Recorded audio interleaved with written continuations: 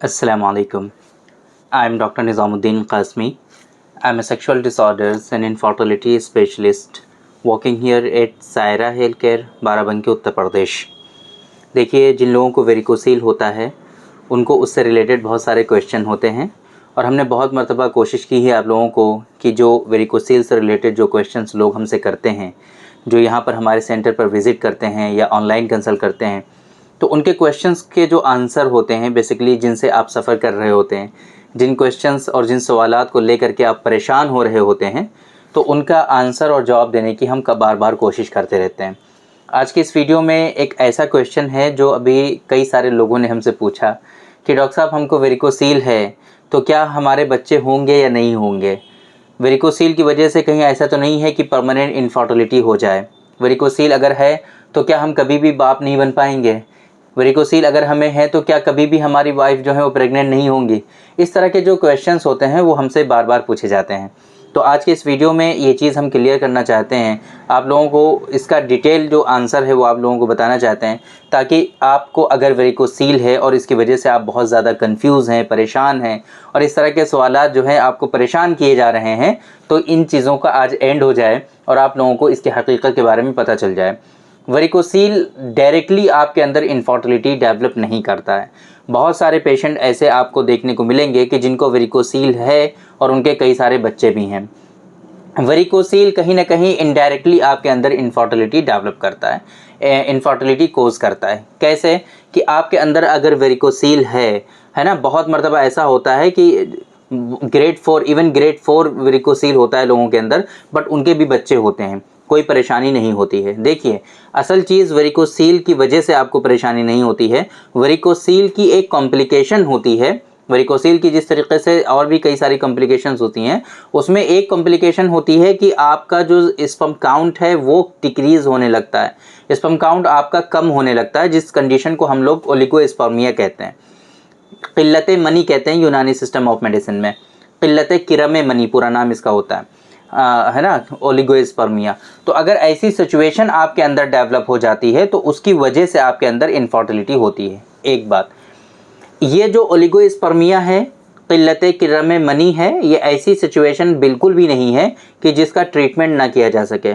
बहुत सारे पेशेंट यहाँ पर एक गलती करते हैं, वो ये कि वेरिकोसील की वजह से उनको ओलिगोस्पर्मिया डेवलप हुआ है। ये चीज़ बिल्कुल वेल नोन होती है कि वेरिकोसील की कॉम्प्लिकेशन की वजह से उनको ओलिगोस्पर्मिया डेवलप हुआ है।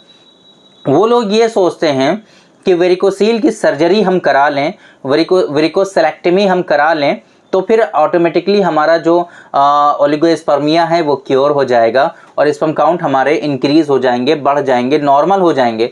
और जाहिर सी बात है, जब स्पर्म काउंट नॉर्मल हो जाएंगे तो उनकी जो वाइफ है वो भी प्रेग्नेंट हो जाएंगी और उनके यहाँ बच्चा हो जाएगा।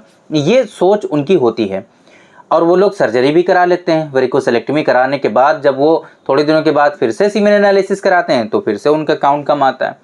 फिर से वो जब स्क्रोटम कराते हैं स्कैन तो पता चलता है कि अरे ये तो फिर से आपको वेरिकोसील हो गया।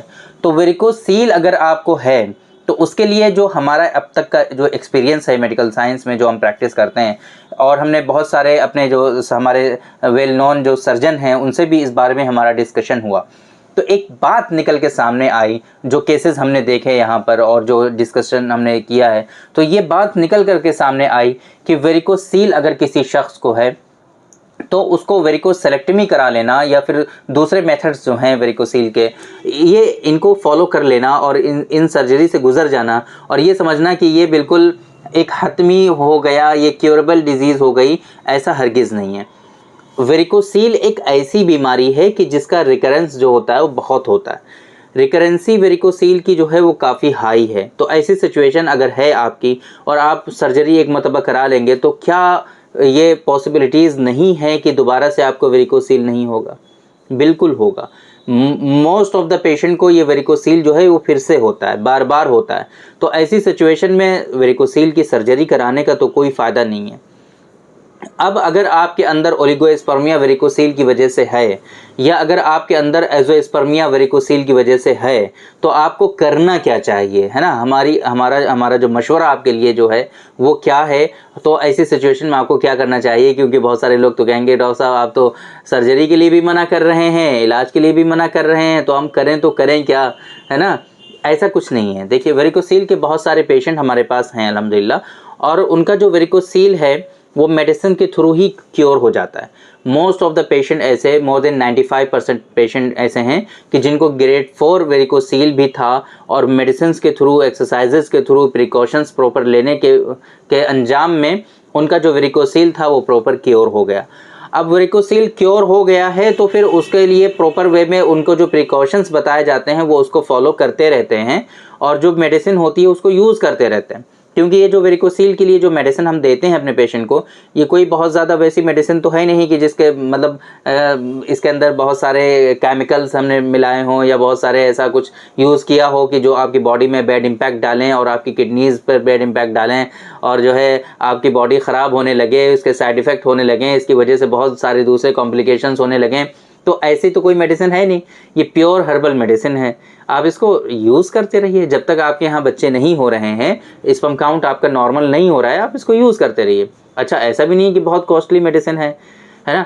480 रुपये की, आई थिंक जहाँ तक मुझे याद पड़ता है, 1 महीने की डोज जो होती है 480 रुपीज़ की होती है।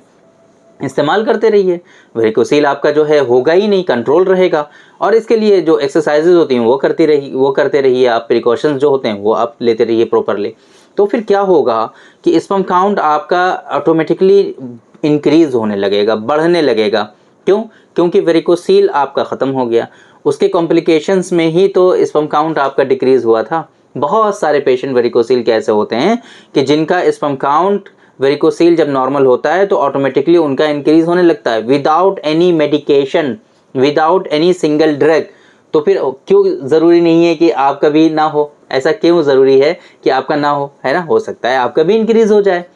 तो आप पहले जो लाइन ऑफ ट्रीटमेंट जो हम देते हैं अपने पेशेंट को, चाहे वो हम स्पर्म काउंट को इंक्रीज़ करने के लिए मेडिसिन दें या ना दें, लेकिन वेरिकोसील का ट्रीटमेंट ज़रूर देते हैं उनको, तो वेरिकोसील उनका ज़रूर क्योर हो जाता है ना। जब वेरिकोसील क्योर हो जाता है तो अब हल्का सा सपोर्ट चाहिए होता है। हमारी बॉडी खुद ही चीज़ों को प्रोड्यूस करती है, हमारी बॉडी खुद ही नॉर्मल फंक्शन करना चाहती है, और उस नॉर्मल फंक्शन को करने के लिए जितनी भी कोशिश हो सकती है हमारी बॉडी खुद ही से करती है वो सब। तो फिर अब अगर आपका वेरिकोसील नॉर्मल हो जाएगा, वेरिकोसील ख़त्म हो जाएगा, क्योर हो जाएगा, तो ऑटोमेटिकली स्पर्म काउंट आपके बढ़ने लगेंगे, तो होपफुली वो भी आपका नॉर्मल होने लगेगा। तो अगर ऐसी सिचुएशन है कि वेरिकोसील आपको है, तो ऐसा ज़रूरी नहीं है कि वेरिकोसील है तो इसका मतलब ये है कि अब इनफर्टाइल हैं आप। वेरिकोसील है तो इसका मतलब ये हरगिज़ नहीं है कि आपके यहाँ बच्चे नहीं हो सकते हैं।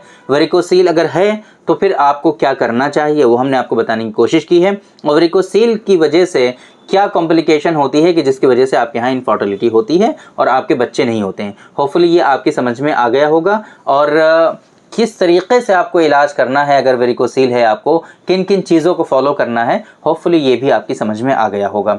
तो आपकी होपफुली ये समझ में आ गया कि वेरिकोसील डायरेक्टली जो है इनफर्टिलिटी कोज नहीं करती है। वेरिकोसील की वजह से किसी भी शख्स में परमानेंट इनफर्टिलिटी नहीं होती है।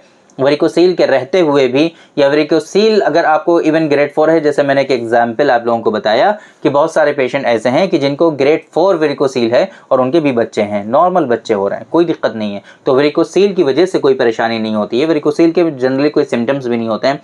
सिर्फ और सिर्फ वेरिकोसील की वजह से जो परेशानी है वो है उसका कॉम्प्लिकेशन ओलिगोस्पर्मिया और एजोस्पर्मिया। तो अगर ऐसी सिचुएशन है तब जा करके आपके अंदर इनफर्टिलिटी हो सकती है, बट ये ऐसी इनफर्टिलिटी नहीं है कि जो इरिवर्सिबल हो, जिसका ट्रीटमेंट ना हो। इनका प्रॉपर ट्रीटमेंट होता है। ये रिवर्सिबल इनफर्टिलिटी होती है, फिर से आप ठीक हो जाते हैं, आपके यहाँ बच्चे हो जाते हैं। तो अगर वेरिकोसील की वजह से आप परेशान हैं बहुत ज़्यादा, तो आप बिल्कुल भी परेशान मत होइए। आज ही से बिल्कुल इसका नॉर्मल जो ट्रीटमेंट होता है यूनानी सिस्टम ऑफ मेडिसिन में, उसको फॉलो करिए। इंशाल्लाह वेरिकोसील जो है आपका ये परमानेंटली क्योर हो जाएगा, और सही से इसका प्रिकॉशंस अगर आप लेते रहेंगे, एक्सरसाइजेज आप करते रहेंगे, तो ज़िंदगी में कभी भी आपको वेरिकोसील नहीं होगा। ज़िंदगी में कभी भी आपको वेरिकोसील नहीं होगा, इंशाल्लाह बिल्कुल परमानेंटली क्योर हो जाएगा।